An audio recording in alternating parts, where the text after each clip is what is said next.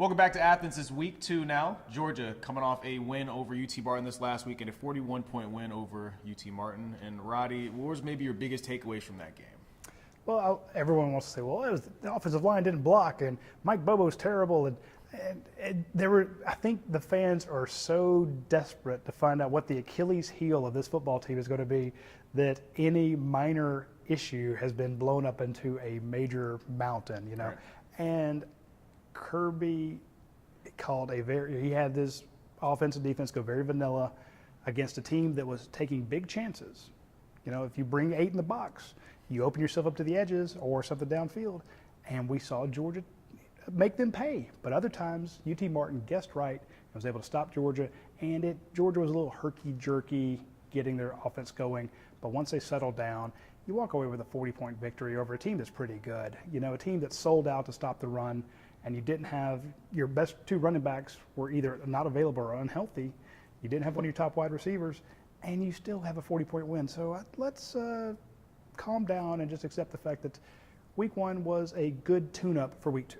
It's interesting because a lot of the conversation was about Carson Beck, right? Yeah. He looked like they had that first 3 and out of that first series, and everybody's freaking out, absolutely panicking, right? I mean, we go post-game press conference, and also today when we talked to Kirby after he watched the film, he said Carson played great. Yeah. I mean, is that just kind of where we are as where fans are talking about and us in the media? We're just trying to look for those small things, even at quarterback as well? Absolutely. I mean, we like the drama. We like we want to have something to discuss. Saying everything is great. Well, you and me doing this is a 20-second conversation. Hey, everything's good with Georgia. We're done. But we look for those things, but they are indicative later on. I was trying to tell everybody last year, Georgia's secondary is not that good. And they kept beating teams out. And they're like, oh, what are you worried about? Well, that did pop up at the end of the season. It is an issue that happened. So is Carson Beck the right guy? Can Ernest Green work well at left tackle? What about the running backs? What about the O-line? You start looking for that stuff, but it's always going to be focused on the quarterback. And when you had a quarterback who missed some throws, let's be honest, he was inaccurate on some of his passes, but he also had a lot of balls dropped. You had a Dominic Lovett, a guy who's really talented, one of your starters. Ball hits him in the hands and it goes to the ground. That's not a quarterback issue. So we're overly worried about the quarterback situation, as we always are. Yeah. But remember, this is also Carson Beck's first start. You know, a lot of these guys, it was their first game. A lot of the freshmen that were out there, that was their first game ever. So I think we could give them a little grace. Yeah, Kirby postgame said that they were going to lean on their defense because of how many new guys are playing on the offensive side of the ball. I am curious about the play call. You mentioned Mike Bobo. It was a vanilla play call throughout the day, but, I mean, people started to worry, maybe we're missing the guy that we have. Yeah. At the end of the day, maybe this new guy that's coming here that's running the show is not the guy, even though he's been in the building for a long time. Yeah, I'm not close friends with Mike Bobo, so when I come across as defending him, everyone's like, oh, well, it's because you covered him in college. No, I covered Kirby too, and I give him grief when need be. But this is a situation where you are breaking in new guys. I mentioned Ernest Green earlier simply because your starting left tackle hasn't played a football game in 2 years. And that's the guy that you need. You don't have Ladd McConkey out there. Ladd McConkey's an all-SEC guy. You're playing with Mekhi Muse, who's fantastic, but is a walk-on wide receiver. You got Dominic Lovett, Ra Thomas, guys who have not played with Georgia before. So you can't just throw out all these new players and expect it to be a well-oiled machine. So Mike Bobo has to know what his guys can do, and some of the stuff he called worked, but it wasn't executed.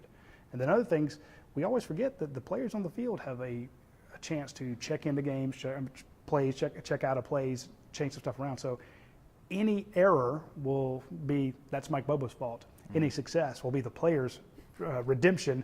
And it's just a lose-lose for Mike Bobo, and it's really unfair to him. Yeah, absolutely. But that's kind of what it is when you're a team that's won 18 straight games, and we're just looking for anything to talk about. I do want to talk about the defense. You mentioned last week when we were talking about the season that this year's defense is better than last year's defense that won the national championship. Did you see anything when you watched the game that made you feel like that's definitely the case, or do you not get a lot from going up against a team like UT Martin? Look at Javon Bullard in the secondary, Malachi Starks in the secondary. Tyke Smith, the transfer, he's been here 2 years. He's an All-American transfer to Georgia. You think this is a guy who's going to come in and start right away, tears his ACL. And you just feel bad for him. But Tyke Smith is finally out there, and he played a heck of a game at that star spot. Your inside linebackers, you had a true freshman inside linebacker out there. And Smile Mundon only got a few snaps. You saw what he could do. So your inside linebackers, your secondary, the defensive front, they could do better, but that's a little bit tougher. You don't have a Jalen Carter out there. The only real question I have is outside linebacker. You have a couple older guys, like in Chaz Chambliss, but then all those freshmen. And when teams are getting the ball out in 2.5 seconds, what are they doing? There's nothing. I mean, you can't really, you can't gauge. Is my thing is, you're watching the outside linebackers. You can't gauge how effective they are because the ball's already out. They're not sitting back there holding it, and they didn't run towards them. And there were a few containment issues, but this is a lights out defense that it's going to be really hard to score against. I mean, even the touchdown that UT Martin had was, I don't think it was a touchdown. I mean, it was a little controversial there, but it was on the third team. Right. So A.J. Harris is going to be big. We saw Julian Humphrey come in at the other cornerback spot. This is a defense that's loaded. You're going to, if Kirby wants to rely on his defense to win a championship, he'll go 12-0. Yeah, well, if you can, he will, and it'll be good too. I mean, those guys getting a lot of reps as well in the late half of the game. I mean, looking forward to the future, they're going to be set and ready to go as well. I do want to ask you just your overall thoughts on the Week 1 college football landscape. We saw some shake-up teams like LSU losing on Sunday. I feel absolutely nothing about that. And so I'm curious, what kind of stood out to you? And as we look forward, who maybe are some of the teams that could give Georgia a run for the money, if at all? Because at the end of the day, we didn't get to see a lot of teams play anybody that big. Well, everyone was worried about Alabama's quarterback situation. I don't think they're worried about that anymore. Yeah. The row's pretty good. FSU with a statement win last night, that was big over the LSU. Yeah. Again, the LSU gave some of that to them.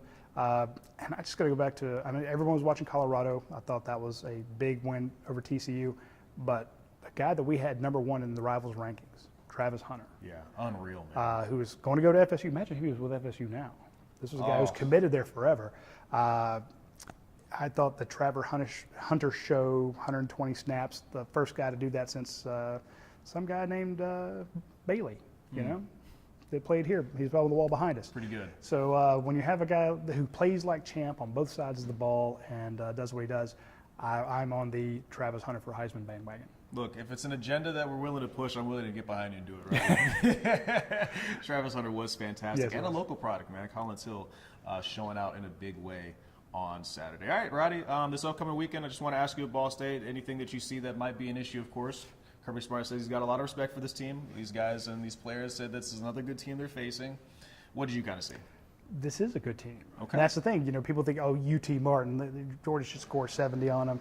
There are other guys across the line that play football too. Yeah. So, and here's the thing: we get all excited about a Stetson Bennett or a Mekhi Muse, a walk-on. These are guys that could be starters over there. The parity is a lot closer than people think. But with Ball State, particularly, this is a team that had a lead on Kentucky in the second quarter. Yeah. The score was Kentucky pulled away. But this is a strong football team. They have some good lines of scrimmage. They have some talented players, and they're. I'm not saying Georgia's not going to lose this game. They're not going to be overly challenged. But when Kirby says he respects them, it's because they will be able to do some things that stymie Georgia, and then Georgia should pull away. Roddy, we did it again. We found a way to talk about Georgia going up against another smaller team and fill about 8 minutes of content. But we got it done. Roddy, Ball State versus Georgia this weekend at noon at Sanford Stadium. Should be a whole lot of fun. We'll see you guys there.